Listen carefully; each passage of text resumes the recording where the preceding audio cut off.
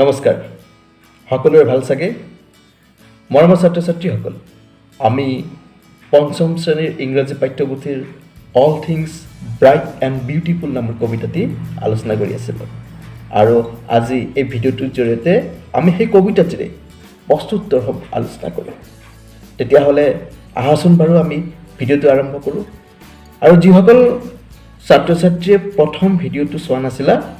তোমালোকে এই ভিডিঅ'টোৰ ডেছক্ৰিপশ্যনত গৈ লিংকটো পাবা সেই লিংকত ক্লিক কৰিলে প্ৰথম ভিডিঅ'টো চাব পাৰিবা ঠিক আছে আৰম্ভ কৰোঁ আহা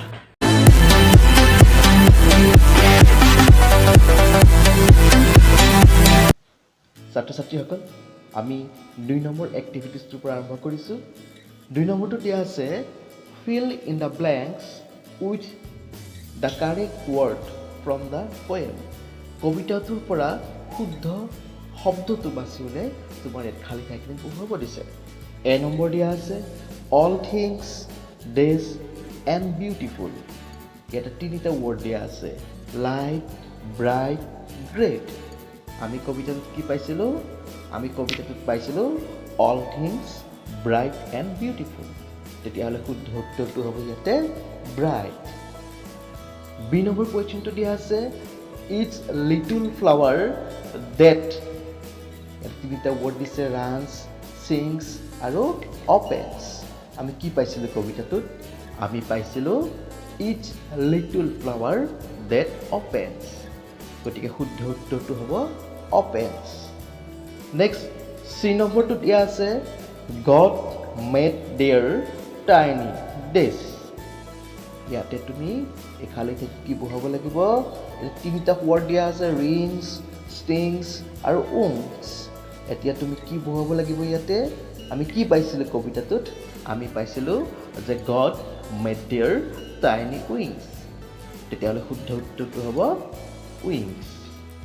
এয়া আমি 3 নম্বৰ এক্টিভিটিজটোলৈ গৈছোঁ 3 নম্বৰটো দিয়া আছে let us see how much you have understood the poem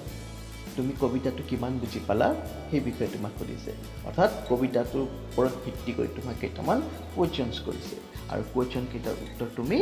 কৰিব লাগিব এতিয়া এ নম্বৰটো দিয়া আছে write the names of two small creatures অৰ্থাৎ তুমি দুটা সৰু জীৱৰ নাম ক'ব লাগে দুটা সৰু জীৱ বুলি ক'লে বহুত সৰু সৰু জীৱ আছে আমি যিকোনো দুটা লিখিম যেনেধৰণে হ'ল আমি লিখিম এণ্ট আৰু বি এনচাৰটো লিখিম এনেকৈ যে দ্য নেমছ অফ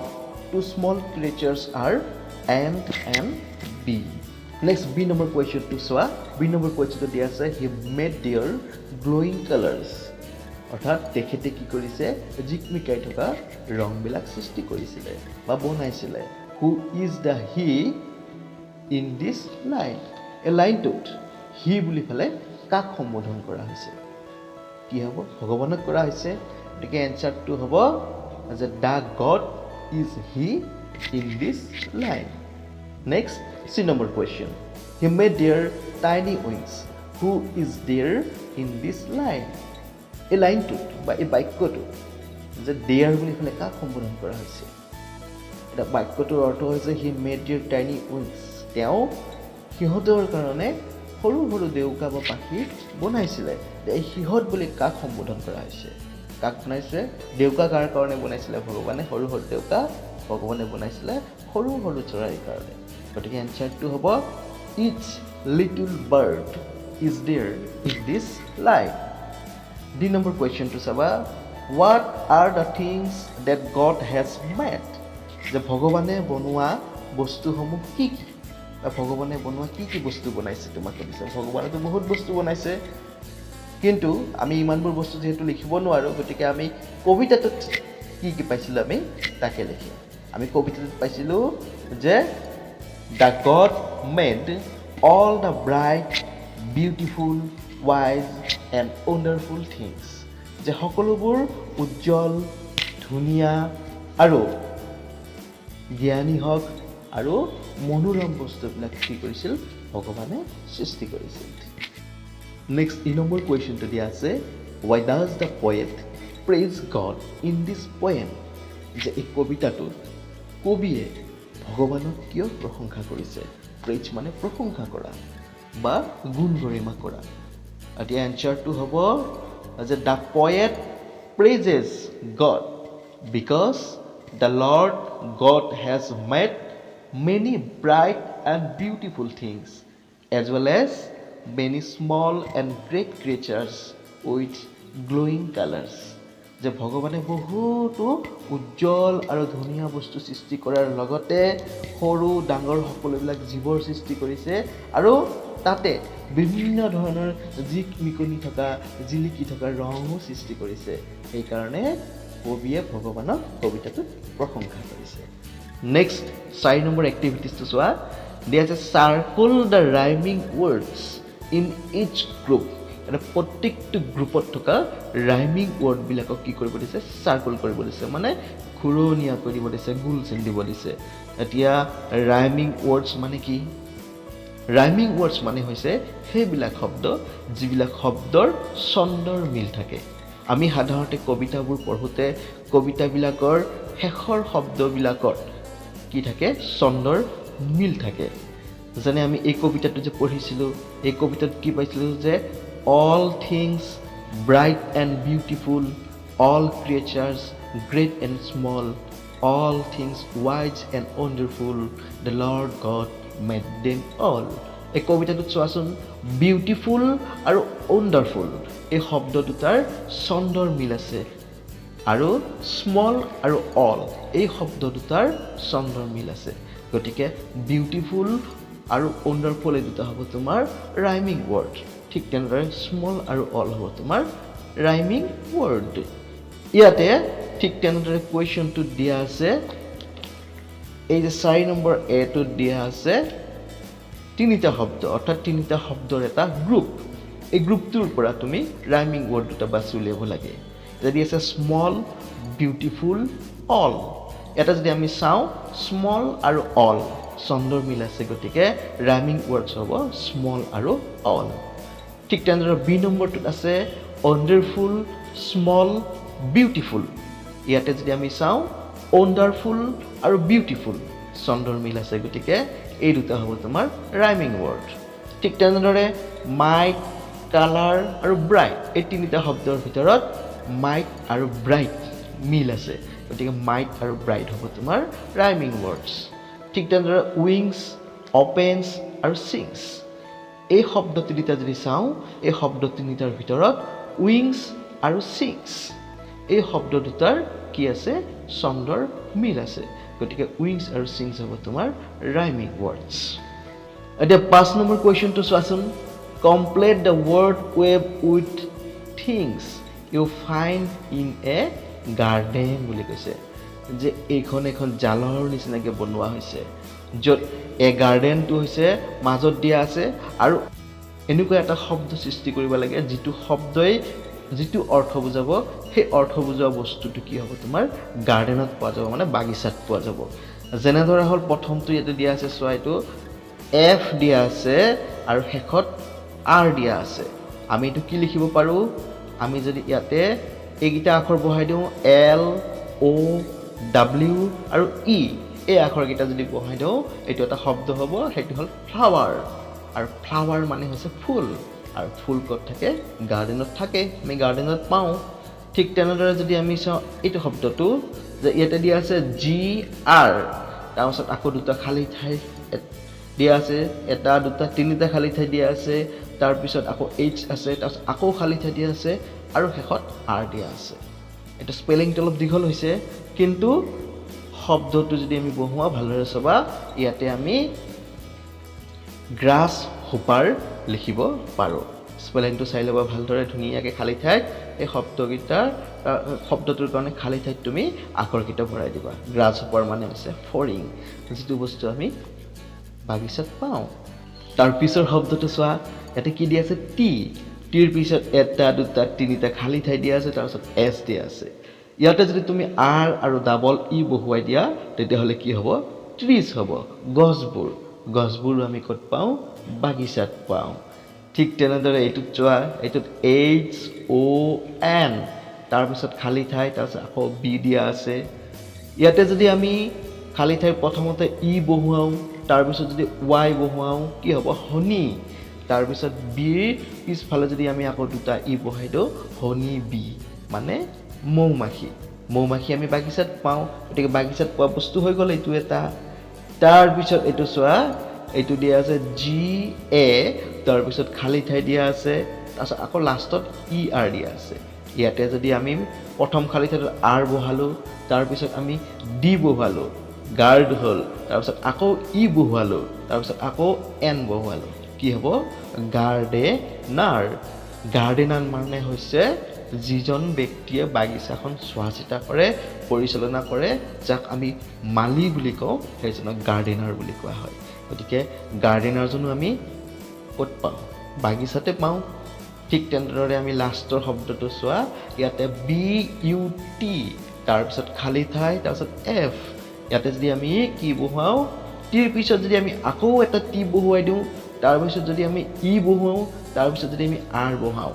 আকৌ এফৰ পিছফালে যদি আমি এল আৰু ৱাই বহাই দিওঁ শব্দটো হ'ব তোমাৰ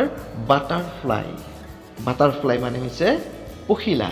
আৰু এই পখিলাও আমি ক'ত পাওঁ বাগিচাতে পাওঁ ঠিক আছে এইটো এনেকৈ হৈ গ'ল এই গোটেইবিলাক আমি বাগিচাত পোৱা বস্তুৰে খালী ঠাইখিনি পূৰ কৰিলোঁ আমি গাৰ্ডেনাৰ এই ৱৰ্ড ৱেব বুলি কৈছে যিটো শব্দৰ জালখন আমি সৃষ্টি কৰিলোঁ এইবাৰ আহাচোন আমাৰ 6 নম্বৰ কুৱেশ্যনটোলৈ 6 নম্বৰটো দিয়া আছে write a word that rhymes with the first two ইয়াতে কৈছে যে প্ৰথম দুটা শব্দ দিয়া আছে এই শব্দ দুটাৰ লগত ছন্দৰ মিল থকা আন এটা শব্দ তোমাক নিজে নিজে লিখিব দিছে গতিকে এইটো কথাটো তোমালোকে জানিছে ইতিমধ্যে ৰাইমিং ৱৰ্ডছ কাক বোলে মই ইতিমধ্যে কৈয়ে দিছোঁ গতিকে ইয়াতে তুমি লিখিব পাৰিবা সুইট ফিট ইয়াতে তুমি মিট লিখিব পাৰিবা MWT মিট ঠিক তেনেদৰে থিং সিং ইয়াতে তুমি ৰিং লিখিব পাৰিবা ঠিক তেনেদৰে ইয়াতে মুড ফুড ইয়াতে তুমি গুড লিখিব পাৰিবা অল্ড ওল্ড ইয়াতে তুমি গোল্ড লিখিব পাৰিবা আহাচোন বাৰু আমি 7 নম্বৰটো চাওঁ কি দিয়া আছে 7 নম্বৰটো কৈছে ৰিড দ্য ফলোয়িং অৰ্থাৎ তলত দিয়াবোৰ পঢ়া বুলি কৈছে the little drops of water tiny drops of water small drops of water অৰ্থাৎ ড্ৰপছ অফ ৱাটাৰ মানে হৈছে পানীৰ টোপাল লিটল মানে হৈছে সৰু টাইনি মানে হৈছে সৰু স্মল মানেও সৰু অৰ্থাৎ তুমি দেখিলা যে একে ধৰণৰ অৰ্থ বুজোৱা শব্দ কেইবাটাও আছে অৰ্থাৎ লিটল টাইনি স্মল এই তিনিওটা শব্দই একে অৰ্থকে প্ৰকাশ কৰে এনেকুৱা ধৰণৰ একে অৰ্থৰ প্ৰকাশ কৰা শব্দবিলাকক আমি চিননিম বুলি কওঁ কি বুলি কওঁ চিননিম গতিকে চিননিম কাক বুলি ক'লে আমি কি লিখিব পাৰোঁ যে আমি লিখিব পাৰোঁ যে a synonym is a word that means exactly or nearly the same as another word in the same language অৰ্থাৎ একেটা ভাষাতে কেইবাটাও শব্দই যদি একে ধৰণৰ অৰ্থ প্ৰকাশ কৰে তেতিয়াহ'লে সেই শব্দবোৰক চিননিম বোলে আৰু আমি যাক অসমীয়াত সমাৰ্থক শব্দ বুলি কওঁ এতিয়া তোমাক কেইটামান ইয়াতে চিননিমছ চাব দিছে তোমাক চিননিমছ বুলি ইয়াতে শব্দটো দিয়া নাই কিন্তু মই তোমালোকক এই কাৰণেই কৈছোঁ যে কেতিয়াবা কি হ'ব পাৰে যে write the synonym of the following words বুলি ক'ব পাৰে তেতিয়া তুমি চিননিম অৰ্থাৎ তুমি জানা যে বিউটিফুল শব্দটোই বেলেগ আৰু কি শব্দই একে অৰ্থ বুজাব পাৰে তুমি জানিবা কিন্তু চিননিমটো তুমি নাজানাৰ কাৰণে তুমি এনচাৰটো কৰিব নোৱাৰিলা গতিকে চিননিম কাক বোলে সেইটো জানি থোৱাটো ভাল সেইকাৰণে মই তোমালোকক কৈ দিছোঁ এতিয়া কৈছে যে let us learn some more words that have the same or nearly the same meaning যে আমি চাওঁ পঢ়োৱা আহাচোন বুলি কৈছে কেইটামান শব্দ যিকেইটা শব্দই নেকি কি কৰে একে অৰ্থ প্ৰকাশ কৰে যেনে বিউটিফুল দিয়া আছে বিউটিফুলৰ লগত একে অৰ্থ প্ৰকাশ কৰে প্ৰিটি নাইচ ঠিক তেনেদৰে গ্ৰেট গ্ৰেট মানে লাৰ্জ আৰু বিগু হয় ঠিক তেনে ৱাইজত ক্লেভাৰ আৰু ইণ্টেলিজেণ্ট ৱণ্ডাৰফুল মানে লাভলি আৰু ডিলাইটফুল তোমালোকক আগতে কৈছিলোঁ নহয় বিউটিফুল মানে ধুনীয়া প্ৰিটি মানেও ধুনীয়া নাইচ মানেও ধুনীয়া বুজাব গ্ৰেট মানে ডাঙৰ লাৰ্জ মানেও ডাঙৰ বিগ মানেও ডাঙৰ ঠিক তেনেদৰে ৱাইজ মানে হৈছে আমাৰ জ্ঞানী বুলি কৈছিলোঁ ঠিক তেনে ক্লেভাৰ মানেও জ্ঞানী বা ধূৰ্ত ইণ্টেলিজেণ্ট মানেও হৈছে তোমাৰ বুদ্ধিয়ক বা ধূৰ্ত একে অৰ্থ প্ৰকাশ কৰিছে বা একেবাৰে ওচৰ জ্ঞানী মানেও বুদ্ধিয়ক মানুহে জ্ঞানী হ'ব পাৰে বা জ্ঞানী মানেও বুদ্ধিয়ক হ'ব পাৰে গতিকে অৰ্থটো প্ৰায় একে ঠিক তেনেদৰে ৱণ্ডাৰফুল মানে আমি কি পাইছিলোঁ যে বিস্ময়কৰ বস্তু মনোৰম বস্তু বা আশ্চৰ্যজনক বস্তু ঠিক তেনেদৰে লাভলি মানে খুব ধুনীয়া মনোৰম ডিলাইটফুল মানেও খুব আনন্দদায়ক গতিকে আমি কি ক'ম যে ৱণ্ডাৰফুল হ'লে আমি লাভলি বা ডিলাইটফুল এই দুটা শব্দ ইয়াক চিনোনিমছ হিচাপে ব্যৱহাৰ কৰিব পাৰোঁ বা একে ধৰণৰ অৰ্থ প্ৰকাশ কৰে নেক্সট 8 নম্বৰ এক্টিভিটিটো চোৱাচোন এটা দিয়া আছে we can also' think of many new words from a given word such as son one is done for you বুলি কৈছে যে আমি এটা শব্দৰ পৰাই কি কৰিব পাৰোঁ বহুত কেইটা নতুন শব্দৰো কি কৰিব পাৰোঁ সৃষ্টি কৰিব পাৰোঁ এটা তোমাক উদাহৰণ হিচাপে সান দিছে চোৱাচোন বাৰু এই সানৰ পৰা এনেকৈ লাইন নিদি দেখুৱাই দিছে সান বাৰ্ণ হ'ব সানটো আগত বহাই দিলে সান লাইট হ'ব সান চাইন হ'ব সান ডে হ'ব সান ফ্লাৱাৰ হ'ব সান ৰেজ হ'ব অৰ্থাৎ সানফ্লাৱাৰ এটা শব্দ আমি যে সূৰ্যমুখী ফুল বুলি কওঁ সেইটো এটা শব্দ হ'ল সানডে ৰবিবাৰ এইটো এটা শব্দ হ'ল ছানশ্বাইন সূৰ্যৰ পোহৰ ছানলাইট এইটোও সূৰ্যৰ পোহৰ গতিকে এনেকৈ আমি কি কৰিব পাৰোঁ সান শব্দটো আগত লিখি ফালেও আমি কি কৰিলোঁ বহুতকেইটা শব্দ আমি বনাব পাৰিলোঁ 9 নম্বৰ কুৱেশ্যনটো দিয়া আছে ৱৰ্ড চেইন অৰ্থাৎ শব্দৰ শৃংখল গতিকে শব্দৰ শৃংখল কেনেকৈ বনাব দিছে যে use the last letter to begin the next word each new word should be something you find in nature ইয়াতে কৈছে যে তোমাৰ শব্দ দিয়া আছে শব্দৰ শেষৰ যিটো আখৰ হ'ব সেই আখৰটোৰে নেক্সট আৰু এটা নতুন শব্দ লিখিব লাগিব আৰু এনেকৈ গৈ তুমি শব্দ শৃংখলটো বনাব লাগিব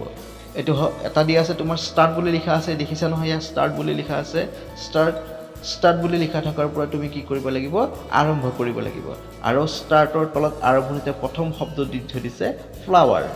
ফ্লাৱাৰৰ পিছফালে কাৰ চিন দিছে মানে ফ্লাৱাৰটো শেষ হোৱাৰ পিছত আমি নেক্সট শব্দটো এই বাকচটোত লিখিব লাগিব এতিয়া ফ্লাৱাৰটো শেষ হৈছে কিহেৰে আৰেৰে আকৌ নতুন শব্দ আৰম্ভ কৰিছে কি ৰেবিটটো আৰম্ভ কৰিছে এতিয়া ইয়াতে চাবা ৰেবিটটো শেষ হৈছে টি আখৰটোৰে গতিকে এতিয়া আমি কি কৰিব লাগিব টিৰে এটা শব্দ বনাব লাগিব আৰু ইয়াতে চাবা তুমি এটা শব্দবিলাক দিয়া আছে এই শব্দবিলাক দিয়া আছে ইয়াতে তোমাৰ টিৰে কি শব্দ আছে চাবা টিৰে তোমাৰ আছে থাণ্ডাৰ ইয়াত আছে ট্ৰি গতিকে থাণ্ডাৰ বা ট্ৰি ইয়াৰে যিকোনো এটা তুমি ইয়াতে বহুৱাই দিলে ধৰা হ'ল মই ট্ৰি বহুৱাই দিলোঁ ট্ৰি বহুৱাই দিওঁতে শেষ হ'ল কিহেৰে ইৰে শেষ হ'ল ই শেষ হওঁতে তোমাৰ এতিয়া ইৰে কি শব্দ দিয়া আছে চাবা ইৰে আৰম্ভ শব্দ তোমাক দিয়া আছে এলিফেণ্ট দিয়া আছে ইগল দিয়া আছে গতিকে তুমি ইয়াতে এলিফেণ্ট বা ইগল বহুৱাব পৰা ধৰা হ'ল মই ইগল বহুৱালোঁ ইগল বহুৱাওঁতে কি হ'ল তোমাৰ আকৌ শেষ হ'ল কিহেৰে ইৰে শেষ হ'ল ইৰে শেষ হ'লে আমি ইৰে শেষ আৰম্ভ হোৱা শব্দ কি দিয়া আছে ইয়াতে এলিফেণ্ট আছে আৰু এগ আছে এটা গতিকে আমি ইয়াতে ধৰা হ'ল এগ লিখি দিলোঁ এগ লিখাৰ লগে লগে শেষ কিহেৰে হ'ল জিৰে হ'ল লাষ্টৰ লেটাৰটো জি থাকিল এতিয়া আমি জিৰে আৰম্ভ কৰিব লাগিব জিৰে আৰম্ভ কৰিব লাগিলে জিৰে আৰম্ভ হোৱা শব্দ কি দিয়া আছে ইয়াতে চোৱা ইয়াতে জিৰে আৰম্ভ হোৱা শব্দ তোমাৰ দিয়া আছে গ্ৰাছ তেতিয়াহ'লে ইয়াতে কি হ'ব তোমাৰ গ্ৰাছৰ পিছত তোমাৰ এছত শেষ হৈছে এছেৰে কি দিয়া আছে তোমাৰ আৰম্ভ হোৱা শব্দ চিপ লিখিব লাগিব গতিকে এনেকৈ তুমি এই শেষ হোৱা আখৰটোৰে নেক্সট বক্সত আকৌ নতুন এটা শব্দ ভৰাবা এই শব্দৰ ষ্টাৰ্টখন ইয়াতে দিয়া আছে ইয়াৰ পৰা চাই পেলাই ভৰাই লেখা ঠিক আছে নেক্সট আমি 10 নম্বৰ কুৱেশ্যনটোলৈ আগবাঢ়িছোঁ 10 নম্বৰটোত কি দিয়া আছে যে practice saying these sentences aloud বুলি কৈছে তোমালোকক ইয়াত চেণ্টেন্স কেইটা দিয়া আছে আৰু এই চেণ্টেন্স কেইটা তোমালোকক পঢ়িবলৈ কৈছে কি দিয়া আছে না আমি পঢ়োৱা আছোন বাৰু প্ৰথম চেণ্টেন্সটো দিয়া আছে I scream you scream we all scream for ice cream কি কৈছে I scream মই চিঞৰো ইউ স্ক্ৰীম তুমিও চিঞৰা উই অল স্ক্ৰীম ফৰ আইচক্ৰীম আমি সকলোৱে চিঞৰো কিহৰ বাবে চিঞৰো আইচক্ৰীমৰ বাবে তোমালোকে আইচক্ৰীম দেখি পালে মনটো খুব ফূৰ্তি লাগে খাওঁ লাগে তোমালোকে আইচক্ৰীম হাতত পালে ফূৰ্তিতে চিঞৰি দিয়া তাকে কৈছে যে ice cream you scream we all scream for ice cream next সেন্টেন্সটো দিয়া আছে ইফ এ ডগ চিউজ হুজ shoes does he choose চাবা ইয়াতে if a dog choose মানে হল চুবাই খোৱা shoes মানে হল চুবাই খোৱা আকৌ shoes মানে হল জোতা যদি কুকুৰ এটাই জোতা চুবাই whose shoes কাৰ জোতা does he choose অৰ্থাৎ কাৰ জোতা এই কুকুৰটোৱে চুজ এটো চুজ মানে হৈছে লাষ্টৰ চুজটো হৈছে স্পেলিং বিলাক চাই লবা এটো হৈছে বাছনি কৰিব বা ঠিক কৰি লব অৰ্থাৎ জোতা যদি কুকুৰ এটাই চুবাবলগীয়া হয় তেতিয়া হলা কাৰ জোতা চুবাবলৈ বাছনি কৰিব তাকে বাক্যটোত কৈছে if a dog chews shoes whose shoes does he choose next sentence to দিয়া আছে I thought of thanking you কৈছে যে মই ভাবিছিলো সোৱাসনে লৰাজনে কিবা এটা ভাবি আছে ভাবি থাকাটোকে কৈছে যে মই ভাবিছিলো কি ভাবিছিলো যে I thought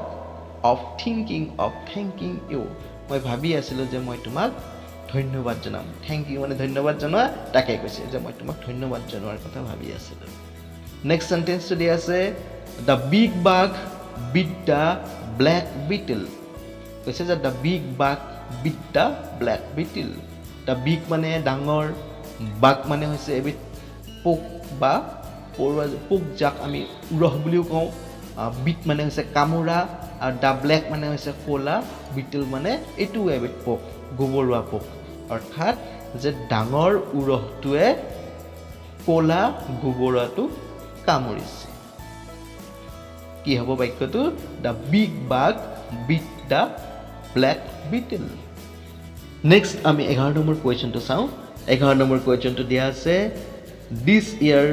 on earth day you wish to send a greeting card to your friend here is a greeting card for you কৈছে যে তুমি এই বছৰ on earth day দিনাখন you wish to send a greeting card তুমি কি কৰিছা তোমাৰ বন্ধুলৈ কি কৰিছা এখন greeting card পঠোৱাৰ কথা ভাবিছা বা ইচ্ছা কৰিছা here is a greeting card for you তোমাৰ কাৰণে এখন greetings card মানে কি তোমালোকে জানা নহয় যেতিয়া নতুন বৰ্ষ আহে নতুন বৰ্ষ হলে আমি বন্ধু বান্ধৱীসকলক greetings card দিও greetings cardত আমি নতুন বছৰৰ শুভেচ্ছা জনাও ঠিক তেনেদৰে টিচাৰ্ছ ডে দিনাখন শিক্ষকসকলক আমি শুভেচ্ছা জনাও এই শুভেচ্ছা জনোৱাৰ কাৰণে যিখন কাৰ্ড ব্যৱহাৰ কৰো সেইখনকে আমি greetings card বুলি কওঁ ইয়াতে কি কৈছে যে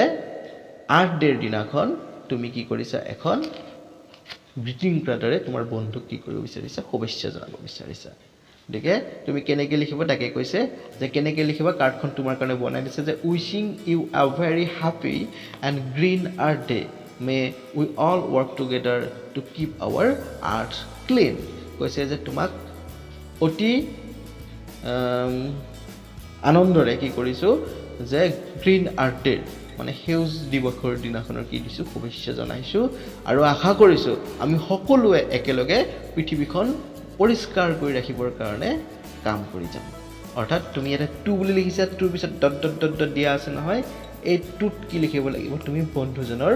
নামটো লিখিব লাগিব আৰু এটা ফ্ৰম বুলি দিয়া আছে নহয় শেষত ফ্ৰমৰ এই ডট ডট খালি ঠাইখিনি কি কৰিব লাগিব তুমি তোমাৰ নামটো লিখিব লাগিব আৰু এনেকৈ তুমি গ্ৰিটিংছ কাৰ্ডখন ঘৰতে এখন এনেকুৱা ধৰণৰ গ্ৰিটিংছ কাৰ্ড ডিজাইন কৰি চাবাচোন এনেকুৱা নহলেও হ'ব বেলেগ ধৰণৰ তুমি ৰং পেন্সিলেৰে ব্যৱহাৰ কৰি এখন গ্ৰিটিং কাৰ্ড বনাবলৈ চেষ্টা কৰিবাচোন কথাখিনি এটা লিখাই আছে ঠিক আছে নেক্সট দিয়া আছে যে we send greetings card on occasion such as the new year's day and birthday complete the greetings card given below to someone a happy new year you may choose words given in the box you may also use a word more than one আমি বিভিন্ন অকেজনত বহুতলৈকে কি কৰো বহু সময়ত greetings কাৰ্ডৰে শুভেচ্ছা জনাও যে তোমাৰ বন্ধু এজন বা বান্ধৱী এজনৰ বাৰ্থডে দিনাখনো আমি কেতিয়াবা গ্ৰিটিংছ কাৰ্ডৰ শুভেচ্ছা জনাও বা নতুন বছৰটো আমি শুভেচ্ছা জনাও ইয়াতে তোমাৰ এখন গ্ৰিটিংছ কাৰ্ডৰ দিয়া আছে আৰি এটা দিয়া আছে আৰু এই আৰিখনত কেইটামান শব্দ মিচিং হৈ আছে মানে ব্ল্যাঙ্কস দিয়া আছে খালি ঠাইখিনি তুমি সেই শব্দকেইটা পূৰ কৰিব লাগে আৰু গ্ৰিটিংছ কাৰ্ডখন সম্পূৰ্ণ কৰিব লাগে আৰু গ্ৰিটিংছ কাৰ্ডখনত কি কি শব্দ ভৰাবা এই শব্দবিলাক তোমাৰ তলৰ বক্সত দিয়া আছে ইয়াতে দেখিছা তলৰ বক্সত দিয়া আছে new year happiness family very happy prosperity year এই শব্দকেইটা তোমাক দিয়া আছে আৰু ইয়াতে এই যে খালি ঠাইবিলাক আছে এই খালি ঠাইবিলাকক এই শব্দবিলাক উপযুক্ত শব্দটো তুমি বহুৱাব লাগিব আৰু কৈছে যে তুমি এটা শব্দ এবাৰতকৈ বেছিকেও ব্যৱহাৰ কৰিব পাৰা তেতিয়াহ'লে কি হ'ব আমাৰ এইটো লিখিলে হ'ব wishing you a very happy new year ইয়াতে আমি কি লিখিব পাৰিম যে a very happy new year এই খালি ঠাইখিনি আমি লিখিম a very happy new year তাৰপিছত লিখিব লাগিব মে দা এটা লিখিব লাগিব নিউ ইয়াৰ এইখিনি খালি আমি কি লিখিম নিউ ইয়াৰ তাৰপিছত এটা লিখিম আমি কি ব্ৰিং এটা লিখিম আমি খালি ঠাইখিনিত হ্যাপিনেস এণ্ড টু দিয়াই আছে ইয়াতে আমি কি লিখিম prosperity to you and your family অৰ্থাৎ তোমাৰ গ্ৰিটিংছ কাৰ্ডখন তৈয়াৰ হৈ গৈছে যে নতুন বৰ্ষত তোমাক শুভেচ্ছা জনাইছোঁ আশা কৰিছোঁ নতুন বছৰটো তোমাক আৰু তোমালোকৰ পৰিয়ালক কি হ'ব সুখেৰে আনন্দৰে পাৰ হ'ব সেই কথাটো এই গ্ৰিটিংছ কাৰ্ডখনত বুজোৱা হৈছে গতিকে কোনখিনি খালি ঠাইত কি কি শব্দ বহালো তুমি ভালদৰে এবাৰ চাই ল'বা চাই লৈ পেলাই শব্দকেইটা বহাই পেলাই গ্ৰিটিংছ কাৰ্ডখন কমপ্লিট কৰিবা আৰু যদি তুমি এই কথাখিনি গ্ৰিটিংছ কাৰ্ডখন লিখাৰ কথা যদি তুমি ইচ্ছা কৰা তুমি নিজাকে ৰঙীন কাগজ ব্যৱহাৰ কৰি পেলাই গ্ৰিটিংছ কাৰ্ড এখন নিজেও বনাব পাৰা আজৰি সময়ত কৰি চাবাচোন ভাল লাগিব নেক্সট 12 নম্বৰ কুৱেশ্যনটো চোৱা ইয়াত দিয়া আছে your school celebrated world environment day on 5 June this year by holding a quiz your team won the prize write a letter to your friend telling him her about the quiz you may use the points given in the box এটা কৈছে যে 5 জুনৰ দিনাখন বিশ্ব পৰিৱেশ দিৱস আমি সকলোৱে জানো যে 5 জুনৰ দিনাখন আমি বিশ্ব পৰিৱেশ দিৱস হিচাপে উদযাপন কৰোঁ আৰু বিশ্ব পৰিৱেশ দিৱসৰ দিনাখন কি কৰিছে তোমালোকৰ স্কুলত এটা কুইজ কম্পিটিশন কৰিছে আৰু কুইজ কম্পিটিশনত তোমালোকৰ দলটোৱে কি হৈছিলে যে পুৰস্কাৰ পাবলৈ সক্ষম হৈছিল আৰু তোমালোকে যে পুৰস্কাৰ পাবলৈ সক্ষম হৈছিল সেই কথাটোকে তোমাৰ কি কৰিছে এজন বন্ধুলৈ কি কৰিব দিছে এখন চিঠিৰ জৰিয়তে জনাব দিছে ৰাইট এ লেটাৰ চিঠি এখনৰ জৰিয়তে তোমাৰ বন্ধুলৈকে জনাব দিছে আৰু এই চিঠিখন লিখোতে তুমি এই বক্সত দিছে পইণ্ট কেইটা যে date of the quiz place number of venue যে কোন তাৰিখৰ দিনাখন কুইজ হৈছিল কোড হৈছিল কোন ঠাইত হৈছিল নেম অফ দা টিমছ কোন কোন টিমে পাৰ্টিচিপেট কৰিছিল অংশগ্ৰহণ কৰিছিল নাম্বাৰ অফ মেম্বাৰ্ছ মানে টিমটোত কেইজন সদস্য আছিল নেম অফ দা জাজ পৰিচালক কোন আছিল বিচাৰক কোন আছিল স্কোৰছ অফ ইচ টিম কোনটো দলে কিমান নম্বৰ পাইছিলে পইণ্টছ ইউজ কৰি তোমালোকৰ দলে বা তোমালোকে কিমান নম্বৰ পাইছিলা প্ৰাইজ ডিষ্ট্ৰিবিউশ্যন পুৰস্কাৰ বিতৰণ সম্পৰ্কত আৰু হাউ ইজ চেলিব্ৰেটেড আৰু এই পুৰস্কাৰ যে তোমালোকে পালা এইটো তোমালোকে কেনেদৰে উদযাপন কৰিছিলা এই কথাখিনি বহল ভিত্তিত লিখি পেলাই তোমাক কি কৰিব দিছে পইণ্টখিনি লৈ পেলাই এটা এখন চিঠি লিখিব দিছে মৰমৰ ছাত্ৰ ছাত্ৰীসকল 12 নম্বৰ যিটো চিঠিখন লিখিব দিছে এই চিঠিখন বেলেগ এটা ভিডিঅ'ৰ জৰিয়তে মই তোমালোকক লিখি দেখুৱাম কেনেকৈ লিখিব লাগে এতিয়া যদি আমি এই ভিডিঅ'টো লিখো ভিডিঅ'টো বহুত দীঘল হৈ যাব বাকি এক্টিভিটিছবিলাক ৰৈ যাব গতিকে এইটো আমি পিছলৈ এৰিছোঁ ঠিক তেনেদৰে 13 নম্বৰটো একেলগে 12 নম্বৰ আৰু 13 নম্বৰ এটা ভিডিঅ'ৰ জৰিয়তে মই তোমালোকক কৰি দেখুৱাম 14 নম্বৰ এক্টিভিটি লৈ একবাৰ 14 নম্বৰ দিয়া আছে complete the following you may choose words given in the box rewrite the complete sentences কি কৰিব লাগিব একিটাত যে কৰিব লাগিব তুমি এটা যিবিলাক বাক্য দিয়া আছে বাক্যৰ শেষত যে খালি ঠাই দিয়া আছে এই খালি ঠাইখিনি পূৰ কৰিব লাগিব কিহেৰে পূৰ কৰিব লাগিব তোমালোকে এই যে বক্সটো দেখিছা এই বক্সত তোমালোকক কেইটামান শব্দ দিয়া আছে শব্দকেইটা হৈছে বাৰ্গ নোজ প্লে ড্ৰিংক মেন এই শব্দবিলাকেৰে তুমি কি কৰিব লাগিব এই বাক্যকেইটা কমপ্লিট কৰিব লাগিব আহাচোন বাৰু চাওঁ প্ৰথম বাক্যটো দিয়া আছে a food is to eat as water is to অৰ্থাৎ খাদ্য আমি খাবৰ বাবে এজ ৱাটাৰ ইজ টু কি হ'ব আমি ভালদৰে জানো যে ৱাটাৰ ইজ টু ড্ৰিংক অৰ্থাৎ আমি পানী কেনেকৈ খাওঁ পি খাওঁ ড্ৰিংক মানে হৈছে পি খোৱা চ' ইয়াতে কি হ'ব ড্ৰিংক হ'ব বি নম্বৰ দিয়া আছে বাৰ্ড ইজ টু চিং এজ ডগ ইজ টু অৰ্থাৎ চৰাইয়ে কি কৰে চৰাইয়ে যেতিয়া শব্দ কৰে বা মাতে তেতিয়া আমি কি কওঁ গান গোৱা বুলি কওঁ এজ ডগ ইজ টু কুকুৰে মাতাটোক আমি কি বুলি কওঁ বাৰ্ক মানে হৈছে ফুকা কুকুৰে ফুকে তাৰপিছত আছে চি নম্বৰ earth is to God as machine is to অৰ্থাৎ পৃথিৱীখন কি হৈছে ভগৱানৰ দ্বাৰা সৃষ্ট earth is to God earth যদি ভগৱানৰ লগত related as machine is to কোন মেচিন কাৰ লগত ৰিলেটেড মেচিন কিহে বনায় কোনে বনায় মেন অৰ্থাৎ earth is to God and machine is to man মেচিনবোৰ মানুহে বনায় ঠিক তেনেদৰে sight is to eyes as smell is two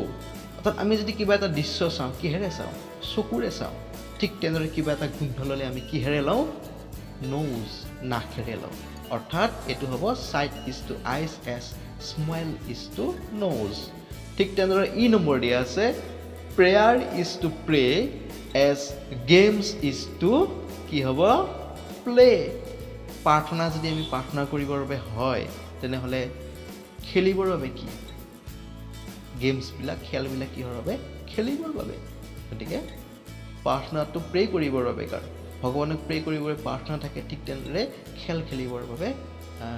খেলিবৰ বাবে কি থাকে খেল থাকে 15 নম্বৰ কুৱেশ্যনটো দিয়া আছে right to words ending with MB অৰ্থাৎ এমবি এই আখৰ দুটাৰে শেষ হোৱা দুটা শব্দ লিখিব দিছে কেনেকুৱা ধৰণৰ হ'ব শব্দবিলাক যে দুটা এক্সাম্পল তোমাক দি থৈ দিছে এটা দিছে থাম্ব আৰু এটা দিছে ডাম্ব থাম্ব মানে হৈছে হাতৰ বুঢ়া আঙুলি এই বুঢ়া আঙুলিটোক থাম্ব বুলি কয় ঠিক তেনেদৰে ডাম্ব মানে হৈছে বোবা যে কথা ক'ব নোৱাৰাক ডাম্ব বুলি কয় গতিকে দুটা শব্দ আমি নতুনকৈ ল'ব পাৰোঁ ধৰা হ'ল এটা ল'লোঁ বম BOMB বম মানে হৈছে বোমা আমি যে বোমা বিস্ফোৰণ হোৱা দেখোঁ সেই বম আৰু এটা ল'ব পাৰোঁ আমি ধৰা হ'ল লেম্ব LAMB লেম্ব মানে হৈছে কি বাৰু খোজ কঢ়িব নোৱাৰা লেঙেৰা বুলি যে কোৱা এয়া হৈছে লেম্ব 16 নম্বৰ কুৱেশ্যনটো দিয়া আছে সে এজ ফাষ্ট এজ ইউ কেন তুমি যিমান খৰকৈ পাৰা সিমান খৰকৈ পঢ়া যেনে বিজ পিচ চিজ কিছ এই শব্দকেইটা দিয়া আছে কি দিয়া আছে বিজ পিচ চিজ কিছ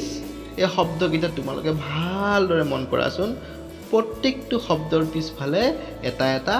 এছ লগাই আছে কিন্তু ইয়াৰ মূল শব্দটোত কিন্তু এছ নাই যেনে বিৰ পিছফালে এছ লগাই দিছে বি মানে আমি জানো মৌমাখি এছ লগাই দিছে বীজ হৈ গৈছে পি মানে হ'ল মটৰ মাহ এছ লগাই দিছে ঠিক তেনেদৰে চি মানে হ'ল সাগৰ পিছফালে এছ লগাই দিছে চিজ হৈছে কি পিছতো এছ লগাই দিছে কি মানে চাবি তাৰ পিছফালেও এছ লগাই দিছে অৰ্থাৎ ইয়াতে যিটো এছ লগাই দিছে এই এছ লগাই দি পেলাই কি কৰিছে এই বস্তুবিলাকক প্লুৰেল নাম্বাৰলৈ পৰিণত কৰিছে প্লুৰেল মানে কি আকৌ প্লুৰেল নাম্বাৰ মানে হৈছে বহুবচন অৰ্থাৎ এটাতকৈ বেছি অৰ্থাৎ সিঙ্গুলাৰ নাম্বাৰ মানে হৈছে একবচন আৰু প্লুৰেল নাম্বাৰ মানে হৈছে বহুবচন যদি আমি সিঙ্গুলাৰ নাম্বাৰৰ পৰা প্লুৰেল নাম্বাৰ কৰিব লগা হয় তেতিয়াহ'লে নিয়মবিলাকৰ ভিতৰত এটা নিয়ম হৈছে যে আমি পিছফালে এছ যোগ দিওঁ আৰু সেই নিয়মৰ ভিতৰতে এই শব্দকেইটাক কি কৰা হৈছে বহুবচন কৰা হৈছে ইয়াতে বি বুলি কওঁতে মৌমাখি এছ দিয়াৰ লগে লগে বীজ হ'ল বীজ মানে মৌমাখিবোৰ ঠিক তেনেদৰে পিচ মানে হৈছে মটৰ মাহবোৰ চিজ মানে হৈছে সাগৰবোৰ ঠিক তেনেদৰে কি মানে চাবি এছ লগাই দিয়াৰ লগে লগে হ'ল চাবি কোচা ঠিক তেনেদৰে তোমাক কি কৈছে যে now write the names of 4 things ending with S to mean more than one অৰ্থাৎ তোমাক এতিয়া কৈছে যে তুমি এনেকুৱা 4টা শব্দ লিখা যি শব্দকেইটাৰ পিছফালে এছ থাকিব আৰু এটাতকৈ বেছি থকা বুজাব যেনে ধৰা হ'ল আমি বয় লিখিব পাৰোঁ বয়ৰ পিছফালে এছ লগাই দিলে কি হ'ব বয়জ বয়জ মানে ল'ৰাবোৰ ঠিক তেনেদৰে গাৰ্লৰ পিছফালে যদি আমি এছ লগাই দিওঁ কি হ'ব গাৰ্লছ ছোৱালীবোৰ ঠিক তেনেদৰে পেন পেন মানে কলম কলমৰ পিছফালে যদি আমি এছ লগাই দিওঁ কি হ'ব পেন্স হ'ব পেন্স হ'লে কলমবোৰ ঠিক তেনেদৰে পেন্সিল আছে পেন্সিলৰ পিছফালে যদি তুমি এছ লগাই দিয়া কি হ'ব পেন্সিলছ হ'ব অৰ্থাৎ বহুবচন হৈ যাব বা প্লুৰেল নাম্বাৰ হৈ যাব এনেদৰে তুমি এই চাৰিটা শব্দৰ বাহিৰেও আৰু বেলেগ বেলেগ শব্দৰ নিজে কৰিবলৈ চেষ্টা কৰি চাবাচোন বাৰু 17 নম্বৰ কি দিয়া আছে যে complete the following by using and but so' or therefore অৰ্থাৎ ফিল ইন দ্য ব্লেংকছ কৰিব দিছে খালী ঠাই পূৰণ কৰিব দিছে কি শব্দ ব্যৱহাৰ কৰিব দিছে এণ্ড বাট চ' আৰু দেয়াৰফৰ তাৰ আগতে আমি জানি লওঁ আহাচোন শব্দকেইটাইনো কি বুজায় এণ্ড মানেতো তোমালোকে জানাই এণ্ড মানে হৈছে আৰু বাট মানেও জানা বাট মানে হৈছে কিন্তু চ' মানে সেয়ে আৰু দেয়াৰফৰ মানে হৈছে সেইবাবে বা সেইকাৰণে প্ৰথমটো কি দিয়া আছে চাওঁ আহাচোন বাৰু কি দিয়া আছে a hop the grasshopper hop নামৰ গ্ৰাছ হোপাৰটো মানে ফৰিংটো আৰু দিয়া আছে ডেজ তাৰপিছত দিয়া আছে Annie the ant two are friends দুয়োজনে কি বন্ধু বুলি কৈছে গতিকে ইয়াতে কি হ'ব আৰু দিব লাগিব আৰু হ'লে এন হ'ব অৰ্থাৎ কি হ'ব hop the grasshopper and Annie the ant her friends অৰ্থাৎ গ্ৰাছ হোপাৰ আৰু এই এনটো কি বন্ধু নেক্সট দিয়া আছে hop spends all his time singing dancing অৰ্থাৎ হোপে কি কৰে গোটেই সময়বোৰ কিদৰে পাৰ কৰে ছিংগিং গান গায় এণ্ড ডেন্সিং হ'ব আৰু নাচি অৰ্থাৎ ফৰিংটোৱে কি কৰে গোটেই সময়বোৰ গান গাই আৰু নাচি বাগি পাৰ কৰে আৰু হ'ব সেইকাৰণে এন হ'ব ইয়াতে হ'ব any loves to work all the time যদি ফৰিংটোৱে গান গাই নাচি বাগি সময় পাৰ কৰি ভাল পায় উলুটাকে কিন্তু এনিয়ে কি কৰে গোটেই দিনটো কাম কৰি অল দ্য টাইম সকলো সময়তে কাম কৰি থাকি ভাল পায় loves two work all the time গতিকে কি হ'ব উলুটা গতিকে ইয়াতে কি দিব লাগিব আমি বাট গতিকে চেণ্টেন্সটো কি হ'ব যে লাষ্টত যে hop the grasshopper and Annie the ant her friends hop spends all his time singing and dancing but any loves to work all the time next b number dia ase any was busy in summer grishmo kaltut any ki asil besto hoy asil hope did not meet her aru hope taik log koribo pora nasil he ব্যস্ত আছিল কাৰণ সেই কাৰণে লগ কৰিব পৰা নাছিল সেই লগ কৰিব পৰা নাছিল গতিকে আমি কি লিখিম ইয়াতে so any was busy in summer so hope did not meet her next aba c number both big these small creatures are made by god তাৰপিছত দিছে that buildings are not there's a both big ইয়াতে কি দিম আমি ending end দিলে কি বুজাব যে সকলোবোৰ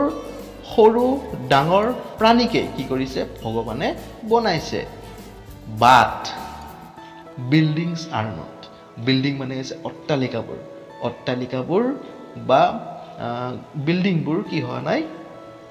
ভগৱানে বনোৱা নাই ইয়াতে কোনে বনাইছে সেইবিলাক কোনে বনাইছে মানুহে বনাইছে বাট বিল্ডিংছ আৰ নট নেক্সট দিয়া আছে নেক্সট ডি নম্বৰটো দিছে Plastic is bad for the environment.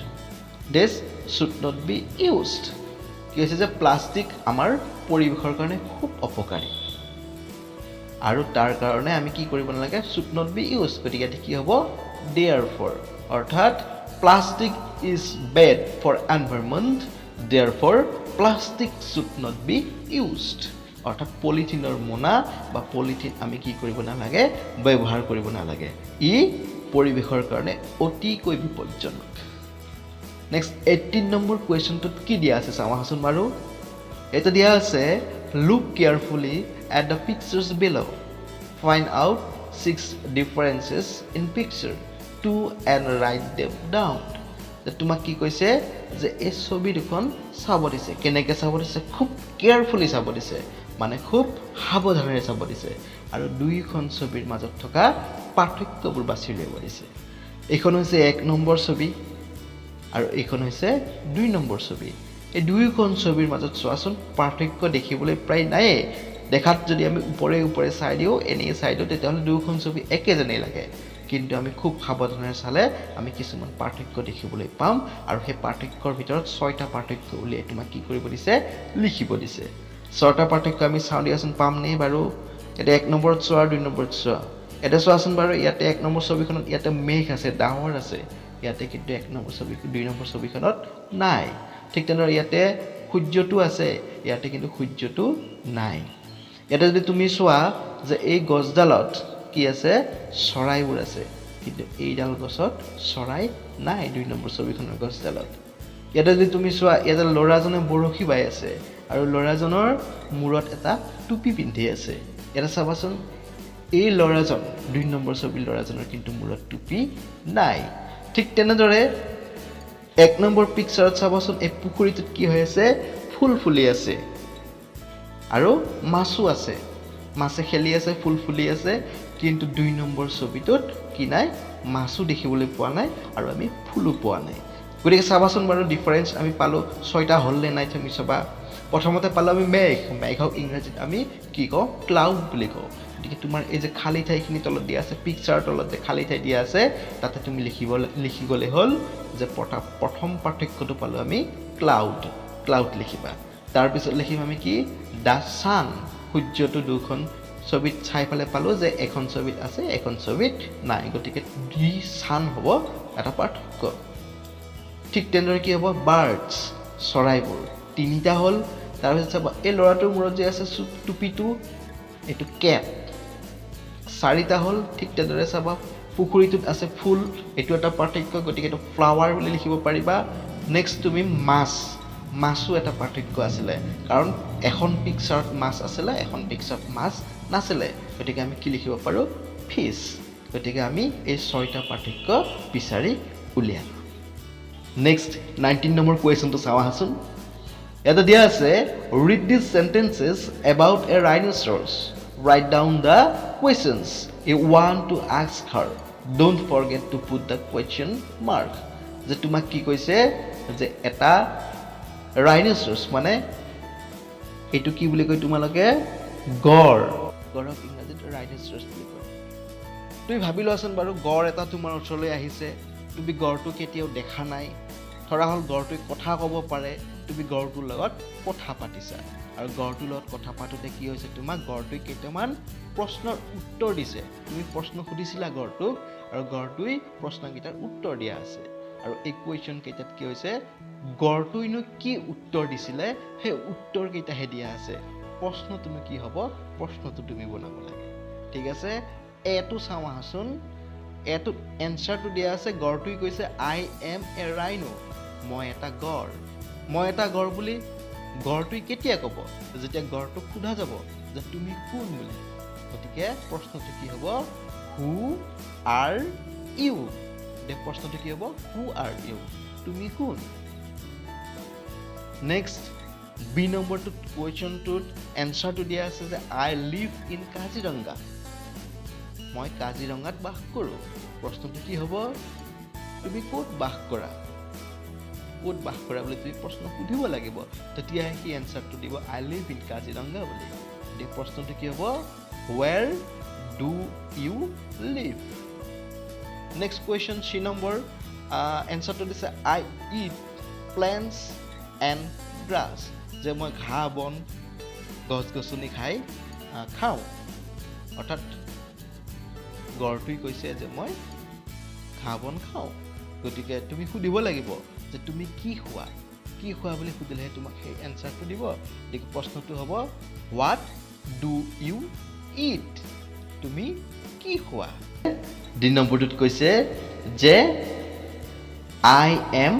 10 years old মোৰ বয়স 10 বছৰ বুলি কৈছে অৰ্থাৎ 10 বছৰ বয়স হোৱা বুলি কৈছে তুমি সুধিব লাগিব যে তোমাৰ কিমান বয়স বা তোমাৰ কিমান বছৰ হৈছে তেতিয়াহে আনসাৰ দিব যে I am 10 years old বুলি তে প্ৰশ্নটো কি হ'ব how old are you ই নম্বৰ এনসাৰটো দিয়া আছে যে I am crying because I am endangered মানে মই কান্দি আছো কাৰণ মই বিপদত পৰিছো বা বিপদাপন্ন তুমি কি সুধিব লাগিব প্ৰশ্নটো তেতিয়া হলে সুধিব লাগিব যে তুমি কিয় কান্দিছা অৰ্থাৎ ইংৰাজীত হ'ব why are you crying ঠিক আছে চোৱাচোন বাৰু এই গড়ৰ ছবিটো গড়ৰ ছবিটোৰ তলত কি লেখা আছে প্লিজ সেভ মি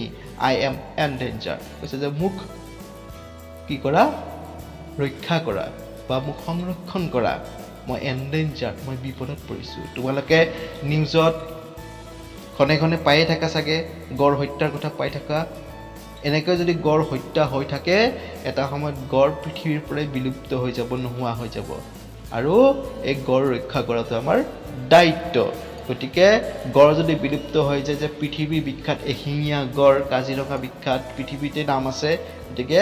নোহোৱা হৈ গলে কিন্তু ইয়াক আমি আৰু কেতিয়াও দেখিবলৈ নাপাম গতিকে গড় সুৰক্ষা দিয়াটো আমাৰ প্ৰতিজন নাগৰিকৰে প্ৰতিজন ব্যক্তিৰে আমাৰ দায়িত্ব আৰু কৰ্তব্য হোৱা উচিত নেক্সট 20 নম্বৰ কোৱেশ্চনটো চোৱাচোন কি দিছে যে read this paragraph about your state written by a class 5 student অৰ্থাৎ ক্লাস 5 ৰ এজন ষ্টুডেন্টে নিজৰ ৰাজ্যখনৰ বিষয়ে এটা দফা লিখিছে সেই দফাটো তোমাক পঢ়িব দিছে ঠিক আছে আমি পঢ়ো আহাচোন বাৰু the name of my state is Assam যে মোৰ ৰাজ্যখনৰ নাম হৈছে Assam Assam is a beautiful state Assam এখন খুব ধুনীয়া ৰাজ্য বুলি কৈছে Dispur is the capital of Assam Dispur অসমৰ ৰাজধানী বুলি কৈছে Assam is full of beautiful trees and flowers অসমখন কি ধুনীয়া ধুনীয়া গছ বন আৰু ফুলেৰে ভৰি আছে The river Brahmaputra flows through my state আৰু ব্ৰহ্মপুত্ৰ নদীখন মোৰ ৰাজ্যৰ মাজেৰে কি হৈছে বৈ গৈছে Animals like tigers, elephants, wild boar, buffaloes and deer live in the forests of Assam. কৈছে যে বাঘ, হাতী, বনৰীয়া গাহৰি, মহ, হৰিণা আদিৰ দৰে জীৱ-জন্তুবোৰ অসমৰ হাবিত বাস কৰে। তাৰপিছত দিয়া আছে যে several birds visit my state during the winter. যে শীতকালত আমাৰ ৰাজ্যখনলৈ বিভিন্ন ঠাইৰ পৰা কি আহে চৰাই চিৰিকটিবোৰ আহে আমি যে কওঁ পৰিভ্ৰমী চৰাই এই পৰিভ্ৰমী চৰাইবোৰ শীতকালত বিভিন্ন ঠাইৰ পৰা অসমলৈ আহে আৰু দিছে আই লাভ মাই ষ্টেট যে মই মোৰ ৰাজ্যখন ভাল পাওঁ গতিকে সকলোৱে নিজৰ নিজৰ ৰাজ্যখনক ভাল পায় আৰু সকলোৱে নিজৰ নিজৰ ৰাজ্যখনৰ বিষয়ে জানিব লাগে গতিকে এই দফাটোৰ জৰিয়তে তোমালোকে নিজৰ ৰাজ্যখন অসমৰ বিষয়ে কিছু কথা জানিলা এতিয়া আহাচোন বাৰু আৰু কি দিছে ইয়াতে তলত দিয়া আছে যে now write 5 sentences about your town oblique village অৰ্থাৎ তুমি তোমাৰ গাঁওখন বা চহৰখনৰ বিষয়ে 5টা বাক্য লিখা ঠিক আছে মই তোমালোকক আৰ্হি হিচাপে এখন গাঁৱৰ ওপৰত 5টা বাক্য লিখি দিছো 5টা সেন্টেন্স লিখিছো চোৱাচোন বাৰু নম্বৰ 1 লিখিছো the name of my village is Nijpokwa যে মোৰ গাঁওখনৰ নাম হৈছে Nijpokwa Number 2 it is in Nalbari district যে এইখন নলবাৰী জিলাত আছে Number 3 there is a high school in my village যে মোৰ গাঁওখনত এখন হাই স্কুল আছে Number 4 লিখিছো the population of our village is about 2500 যে আমাৰ গাঁওখনত প্ৰায় 2500 জনসংখ্যা আছে Number 5 I love my village যে মই মোৰ গাঁওখনক ভাল পাওঁ মৰমৰ ছাত্ৰ-ছাত্ৰীসকল all things bright and beautiful নামৰ কবিতাটিৰ এক্টিভিটিজ সম্পৰ্কীয় সেশন 2 ভিডিওটো ইমানতে শেষ কৰিছো তোমালোকে পঢ়া-শুনা কৰি থাকিবা আৰু মৰমৰ বন্ধু-বান্ধৱীসকল আপোনালোকেও ছাত্ৰ-ছাত্ৰীসকলে যাতে এই ভিডিওবোৰ সহজতে লাভ কৰিব পাৰে তাৰ কাৰণে আপোনালোকে মোৰ চেনেলটো সাবস্ক্ৰাইব কৰিব আৰু শেয়াৰ কৰিব ধন্যবাদ